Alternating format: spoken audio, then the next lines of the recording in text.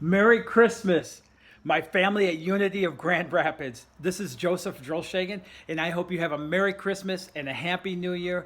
And don't forget to mark your calendars for January 5th, 2020. I'm coming up into your area from South Carolina, and I am so excited to get to share a service with you and for us to get to know each other. And then directly after the service, I'll be holding a 2 hour vision workshop called Ignite Your Passion. And you are going to love this. It's a perfect time to go into this with a new year, a new decade. And we are going to get our 2020 vision on.